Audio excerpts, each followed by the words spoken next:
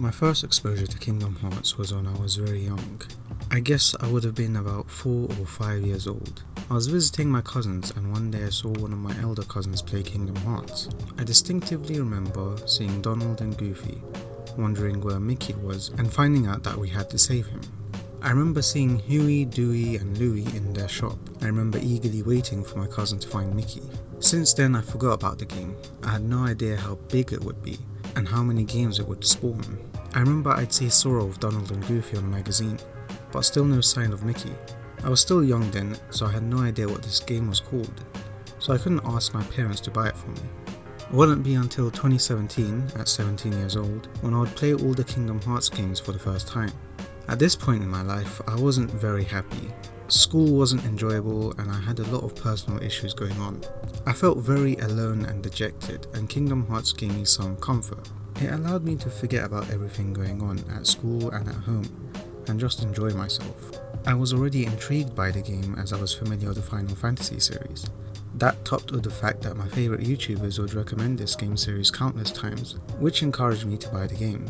I started with the first game, Kingdom Hearts Final Mix, as you should, and I played for hours each day until I finished the game.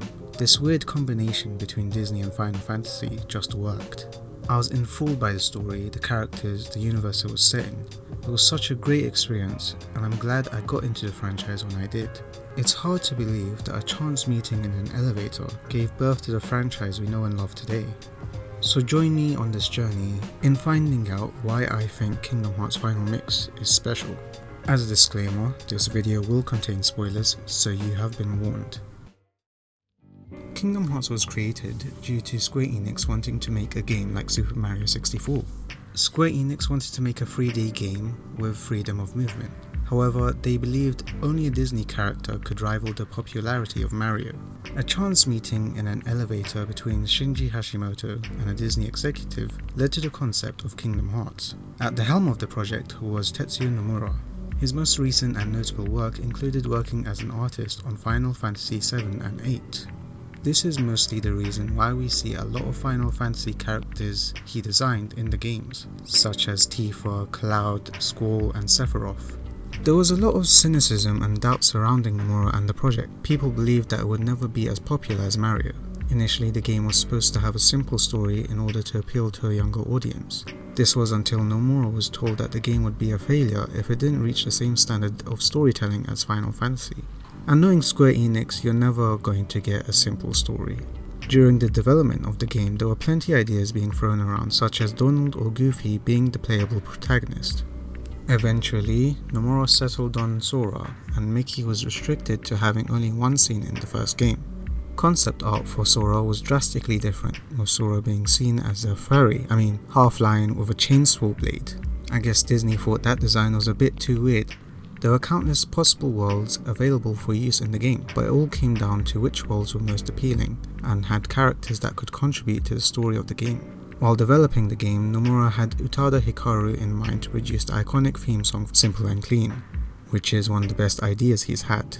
Her first projects did not perform well in the US and failed to get charted. However, she later gained immense popularity in Japan. Since writing and performing the iconic theme song for Kingdom Hearts, she has stuck with the franchise, producing new songs for each numbered entry, whilst the original Simple and Clean would often get remixed. A lot of the iconic music used in the Kingdom Hearts game have been composed by Yuko Shimomura. Taking inspiration from the story of Kingdom Hearts, she composed tracks that balance themes of light and darkness. With her music becoming so iconic and beloved, fans began to name her music after her.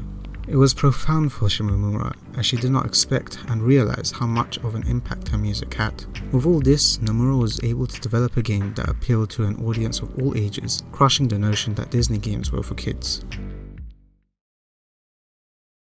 So the game starts with Sora in a dark place, with stained glass platforms and Disney characters painted on them, but with different coloured hair for some reason. You learn the basics of the game and answer some questions until Sora finally wakes up on the beach of Destiny Islands. Immediately, you're introduced to Sora's best friends, Riku and Kairi. It's established in the race scene that Riku and Sora are best friends and rivals. There's hints towards Sora and Kairi's romantic feelings for each other, with Sora secretly sketching himself feeding Kairi a Paopu fruit and Kairi joking that they should venture off without Riku. These three friends aspire to sail off and discover other worlds, thanks to Kairi claiming that she came from another world. In the first hour of the game, you're already introduced to Sora's friends and how much they mean to him. Sora's relationship with both Kairi and Riku weigh heavily on the overall theme of friendship in the game and the franchise. One night there's a storm on Destiny Island. Sora, worried about the raft, sails to Destiny Islands alone. The island is overrun with monsters as Sora frantically rushes to Riku to ask for Kairi's whereabouts. Riku replies in riddles and talks about visiting other worlds before disappearing and submitting to the darkness. Sora rushes to the secret hideaway where he met Billy Zane, which gives us a feeling of an impending threat. He finds Kairi and a gust of wind flings her towards him before shortly disappearing. Sora is also flung away and finds himself in Traverse Town. There he meets up with some Final Fantasy characters. They give him a rundown on all the shit that's been going down, and that he's part of a bigger universe and just didn't know it yet. Meanwhile, Donald and Goofy have been sent on a quest by Mickey to find the key with Sora. They also arrive in Traverse Town and are given the same rundown until the Heartless arrive and they have to fend them off. Donald and Goofy eventually meet Sora and fight off a big old Heartless. They band together and fly away on their gummy ship. Sora wants to find his friends while Donald and Goofy want to find Mickey. The gummy ship is a cool mechanic of the game. It makes you feel as if you're actually traversing between worlds. There's enemies that come across your way and they only become stronger as you reach every new world, giving you the sense of progression. It also adds to the feeling of the impending invasion of Heartless on the different Disney worlds. You get to customize the ship to the extent you want, although the controls are very weird and it takes a lot of getting used to. It's not very clear to what degree you can customize your ship and you don't know what you're doing most of the time. But once you're happy with whatever monstrosity you've created, you feel very epic destroying all the Heartless and rocks on your journeys. Anyway, the trio visit numerous Disney worlds, such as Olympus, Agrabah, Halloween Town and more. They make friends along the way while encountering and defeating iconic Disney antagonists. It's very fun and endearing to see Sora, Donald and Goofy interact with these worlds and characters. It should feel disjointed, but it doesn't. It's handled really well due to the writing and characters. Disney characters stick to their core traits and don't deviate from how they'd normally act. Peter Pan acts very aloof with the trio upon the first meeting, before growing close to them. The characters naturally implement themselves in the story, aligning the motivations of the narrative. Maleficent is revealed to have recruited a gallery of antagonists to spread the Heartless across worlds, whilst also looking for the 7 Hearts of Light. She manipulates Riku to turn against Sora and to use the darkness. She also learns to control the darkness and proves to be a formidable foe. She's not a throwaway villain, she's a villain that actually contributes to the story. When Sora eventually is consumed by Monstro, he meets Riku. Here we see Riku's clear inner conflict and motives. Riku toys with Sora, insisting that he doesn't care for him when deep down he enjoys messing around with his best friend. Riku wants to get stronger whilst trying to find a way to restore Kairi's heart. On the other hand, Sora wants to bring Riku to the right side.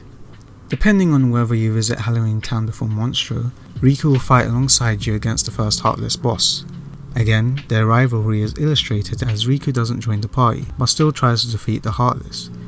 It's as if it's a competition between him and Sora.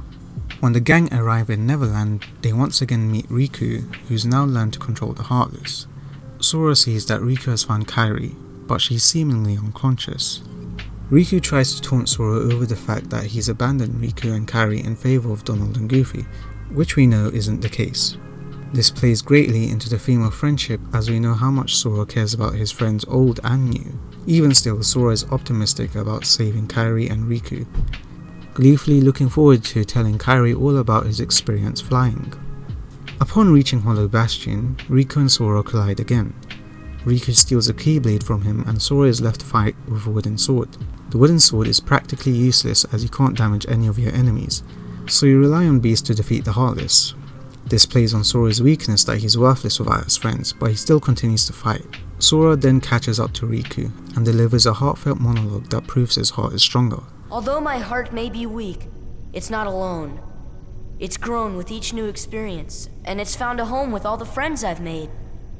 I've become part of their heart just as they've become a part of mine. And if they think of me now and then, if they don't forget me, then our hearts will be one. I don't need a weapon. My friends are my power. With that, the Keyblade returns to him and he slaps Riku silly. Riku runs away and is manipulated once more, this time by Billy Zane, from the beginning of the game. Billy Zane then possesses Riku and manipulates Maleficent. She fights Sora, turns into a dragon and is defeated. Sora catches up to Riku to find out that Kairi is one of the princesses needed to gather the 7 Hearts of Light. He also discovers that Riku is possessed by Billy Zane, who reveals himself. It is I, Ansem, the Seeker of Darkness. Ansem was responsible for the destruction of many worlds and the influx of Heartless. They fight, Sora wins, Sora then stabs himself to release the hearts of the princesses, as well as Kairi's, whose heart has been inside him since the beginning of the game, and further driving home the fact that there's a budding romance between the two. Sora does this sparkly disapparate thing, so he virtually dies, turns into a Heartless, and then is restored by Kairi. Sora then travels to Traverse Town to let Leon and Ko know about what happened. And so it's up to Sora to venture back and defeat Ansem once and for all. While at Traverse Town, he briefly talks to Kairi, who hands him her lucky charm that she was making at the beginning of the game. She says the line, "Don't ever forget, wherever you go, I'm always with you." This again just emphasizes the strong bond Sora and Kairi share. With that, Sora returns to Hollow Bastion, fights a boss, seals the keyhole, and takes off to the end of the world. Ansem believes that the door to darkness will lead him to Kingdom Hearts, bestowing him with everlasting darkness to strengthen him. Sucks to be him though, because Kingdom Hearts is actually light, and Ansem is defeated once more. Mickey finally appears and instructs Sora, Donald and Goofy and Riku to close the door. Riku and Sora are now separated. Riku in the realm of darkness and Sora in the realm between.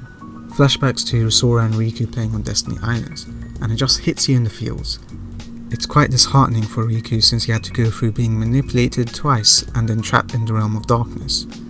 Sora in the realm between sees Kairi in the distance, who's presumably there because of their strong connection. It's not really explained, but we just go along with it. He promises that he'll return to her once he finds the king and finds a way back to the realm of light. One of the things I like most about this game is the concept of the Keyblade. I like the fact that the Keyblade chose Sora, until they changed it in the future, but we don't talk about that. It made me as the player feel special. It added weight to the responsibility you had to protect worlds and seal the keyholes. You had someone like Leon, a character already established to be strong, jealous of Sora. When Riku takes the Keyblade away from Sora, you're left feeling shocked. The Keyblade chose Sora, how did it go to Riku? Exactly how powerful is he? When Sora gets the Keyblade back, you're ecstatic, ready to continue your quest and prove that you're the chosen wielder of the Keyblade. The combat takes an action RPG route. You have a list of commands to choose from: attack, magic, items and summons. All pretty self-explanatory. You start off the game with a simple 3-hit combo, and as you progress you unlock abilities to make your combos more powerful. You can pretty much complete the game with simple 3-hit combos, without using any magic or summons. You can essentially beat a majority of bosses by jumping, dodging and spamming the attack button. One of the most annoying boss fights would be Jafar in Agrabah. He constantly evades you each time you catch up to him before he pauses for a while in odd positions, making it hard for you to attack him. He then becomes a genie and all you're left to do is to jump and hit the lamp Iago is holding. This is all the while Jafar slowly flings attacks at you, and they barely deal any damage. Sometimes you can't even reach Iago, so you have to wait until he's in your vicinity again. There are a few boss fights that require you to approach them differently. For example, to land hits on Oogie Boogie, you need to step on a light to bring the platform up to reach him. One of my favourite boss fights would be the ones near the end of the game, such as the Dark Riku and Ansem boss fights. With these fights you can't hope to charge in and spam your attacks. You're urged to be patient and strategic, learning how moves are telegraphed and what are the best ways to counter those attacks. You can block these attacks, dodge them or exploit the invincibility frames. There's a lot of freedom for you to do what you want. You can take risks and you're rewarded for it, with staggering the enemy allowing for more combos. Although you have a lot of freedom, the combat is pretty much straightforward. You can continue to mash the X button, and if you're in a tricky spot, your best option is probably to grind and level up. There's not much of an incentive to assign new weapons or accessories to party members, since they don't help out much in battle and run out of HP pretty easily. It helps to improve their stats to an extent, but during some of the boss fights they're not even there to help you, so it's pretty much unnecessary. Most of the time I will swap out Donald for one of the Disney characters, because they were more helpful in depleting an enemy's health bar. Assigning new abilities to your party members does help out a bunch when you're trying to collect synthesis items, such as applying Lucky Strike to all your party members. Throughout the game you level up by defeating Heartless and earning XP, while also increasing your stats and unlocking abilities. However, what you level up and unlock depends entirely on what you chose to prioritize at the beginning of the game. For example, you would unlock Leaf Bracer very early on if you chose a shield, but much later if you chose a sword. Depending on what you chose at the beginning of the game, it alters your playstyle to an extent. Whatever route you choose, you can still prioritize whatever you want. The only thing that's affected is at what point abilities are unlocked, which alters your playstyle until you have reached a point with an ability set you're comfortable with. Shortcuts in the game are incredibly useful. I usually assign Cure, Arrow and Thunder. Those are the only spells I find necessary. The other spells just seem like a waste of MP. Shortcuts help you get out of sticky situations without having to scroll down to magic and select the spell you want to use and risk dying. Spells are also very useful to collect items from chests situated around the different worlds. This heavily encourages exploration of these worlds post-game, as you can go back and find new items you weren't able to reach before. You're also rewarded for exploring all these worlds by unlocking new synthesis items and eventually work towards the ultimate weapon. It's always fun to revisit these worlds and check out what's changed, such as new enemies that appear and new secret bosses. I personally haven't fought these secret bosses, so I have no ground to talk about them. The music in this game is by far my favourite part. It fits so well whether it's atmospheric or battle music. It's very well placed throughout the game, ensuring that the right beats are hit to set the tone and evoke emotion in the player. Traverse Town has a very soothing and tranquil feel to it. Destiny Islands gives off a playful Destiny Islands gives off a playful vibe to accentuate the feeling that this is how Sora and his friends feel in their day-to-day lives when they play on the islands. Neverland's music gives it a mystical and mysterious feel to it. It makes the world feel like it's magical, and it also gives you the sense of curiosity when you're exploring the ship. Music in this game is so well done and fits each world perfectly and makes them all feel different from each other. The worlds also feel so familiar because you recognize these characters and environments from the movies. Even if you haven't watched the films, it feels so akin to Disney and it's enchanting. The characters fit so well into the story and act how they would act in the movies. They get along with Sora very well because they have similar ideals and their motives align. It doesn't feel weird to meet these characters as Sora because he complements their personalities. Sora fits in perfectly into all these worlds thanks to his character and the voice acting. The voice acting in this game is much better than you'd expect. Some of the original voice actors from the Disney films return to their iconic roles and naturally implement themselves into the narrative. One of the best examples is Hades. He's an iconic Disney villain with an iconic voice, and to hear him in the game and interact with Sora is just amazing. It adds authenticity to the game, and it makes the player feel as if they've been part of these worlds.